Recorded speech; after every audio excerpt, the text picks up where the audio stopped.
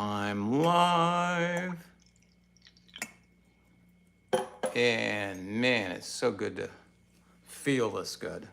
Let me tell you, this is some tea that it comes in a glass jar, you know, one of those where you get the tea leaves. It's so good. But this is what I'm doing today is just I'm doing tea and nothing more.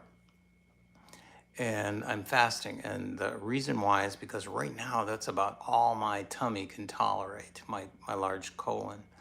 And let me tell you what happened.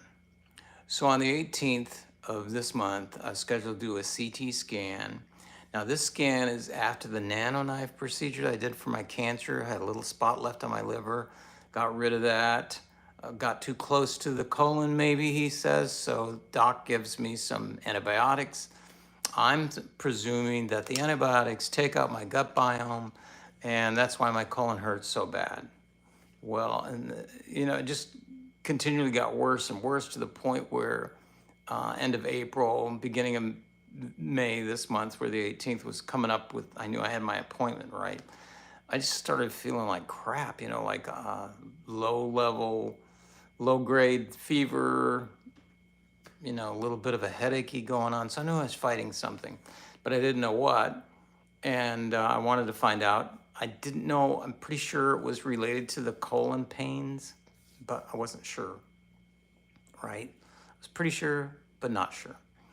The colon pains, I haven't really discussed those. These like balls of gas that go down here and try to push themselves through there. I had no idea where they're coming from. They're very painful. It feels like somebody like gutting you or shooting you in the gut. It's just really bad pain. And I didn't know what to do about that. So I knew I had this appointment coming up on the 18th. So I was thinking, okay, I'll just wait till then. And all my friends and some of the experienced people were saying, maybe you should get that checked out, before the 18th, because it could be serious. And I'm thinking, well, I got all these tricks up my sleeve, my toolkit, right? Which is fasting, trying different things in my diet, and sleep. Sleep's so important. I've come to find out how important sleep is for the restoration of your body. Guys, and gals, if you have cancer at all, if you have any type of, or issues, people in your lives that have cancer, make sure they're getting enough sleep. Sleep is so doggone important. So I drive up to Moffitt Cancer Center on the 18th, 2 hours from here, going to have my CAT scan. I'm thinking, yay, we're doing good. But, I'm thinking there's something wrong, right? So I was waiting till the afternoon. They're going to tell me, okay, here's what we see. And, me, I'm ready for anything, Okay, we see this or that, I'm going, yeah, okay, let's take care of it. What's the next step? He said he had bad news. So the bad news was what? Doc says, your bile duct stent is completely blocked. I'm going, how could that be? I thought this thing was a permanent stent. I've had stents before, plastic ones, go down here in the bile duct system, right? And these things are removed every 6 weeks, 8 weeks. And then they finally put in a permanent one. The doc said it was permanent. Get the permanent stent put in. Little did I know, permanent doesn't mean permanent that, you just forget about it. It means it stays in the body permanently, doesn't have to be pulled out all the time. But it does need to be cleaned out, and I didn't know that. So my bile is stopped up again. So, here I am dealing with the bile stopped up. As you can tell, my voice is a little weak. And this is all because bile flowed so much into my bloodstream that it caused bacterial infection. E. coli, talking those kind of the nasty ones. So what I did was, to back up a little bit, I had to make the decision if I was going to stay at Moffitt and get this stent cleaned and replaced, or at least a new stent put down the center of that one. or go home and try to get it done in Naples, which down here, I love it here in Naples, but who knows when they could do it, right? So what I did was I opted for, since the people are there, the research scientists are there, everybody's there, and this is a tip that I want to give to you if you're battling any kind of disease like this, is to consider where you're at. You know, if somebody has like this diagnosis for you and you can get this thing done and it's a good place, consider getting it done rather than delaying it. I wasn't going to get any better. My blood numbers were not going in the right direction at all. So got that done and still felt lousy. And I'm thinking, why am I feeling so lousy still? And they said, bacteria in your blood. This has been going on for a while. It's going to take a while to clean up. Immediately put on antibiotics. After the blood cultures came back, we found out what kind of bacteria we're dealing with. Kind of moved a little bit with the antibiotics, and so that's what I'm on now. I think I have one more pill to take. And so getting better there, but I still have, I'm having one right now, like a little bit of this colon pain. Now this comes, according to them, I am no doctor, but they say that because of the excess of bile that I still have in my system, even though my numbers are trending down and doing much better where they should be, right?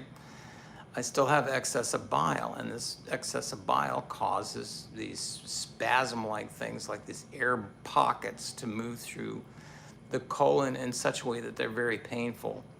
And when you couple that with food, for some reason, it just goes crazy. So stopped doing food yesterday early and started feeling better very late last night, very late.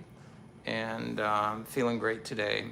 And I attribute that to being fasted and this thing working. So a couple of things I did in the hospital while I was there for my 4 days up at Moffitt, getting this blood, you know, to where it's supposed to be working correctly, was I slept a lot. As soon as I got there, TV off, they gave me a mask, which was nice. And I slept during the day, during the night, anytime I could, sleeping, resting, letting the body, you know, take care of itself. For me, and what I say in my videos, some of the most important things are sleep. It's important to get sleep. If you can sleep even for 30 minutes, you know, in a hospital, it's kind of hard to sleep. But they'll let you sleep, you know, and they have to come and do their checks and stuff to make sure you're still kicking. But sleep, fasting's excellent for your health. All this under supervision, of course. Sleep, you really don't need too much supervision, but the fasting, you know, you got to be weighed and make sure you're doing, you know, this under supervision. Someone can see that if you're losing weight too fast, especially if you have cancer, that you stop, you know, and that you get nutrition for your body. So important things. Came back home, thought I could eat a little bit, so I tried, because the pains had gone away because I was fasting. And I'm not ready yet, so the body is still repairing itself, still has this excess of bile going on, which I'm taking care of now. Numbers went down, good.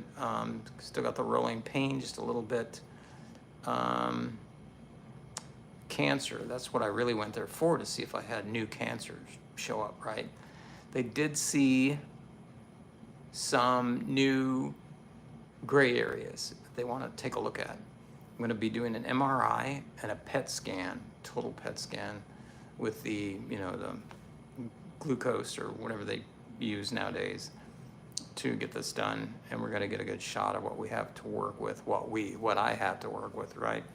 So if that means getting back strictly to the protocol, like 24/7, we'll do that. And may do the diet for a while before I decide to do chemo, if I do have cancer. If, that's a big if. fasting, of course. All stuff super serious, right? So if you have any questions, please leave them in the comments. If you have people that are suffering from, or looking for a different type of something other than just the chemo and going home and the chemo and going home and the chemo and they want to try something different. Could be along with chemo. I'm not against chemo 100%. I just don't think it's the most pleasant thing to go through.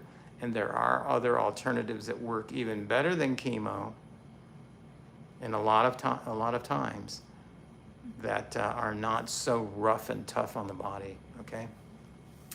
My website in the description, naples.academy. I love your love. I appreciate you guys. Thanks for the support.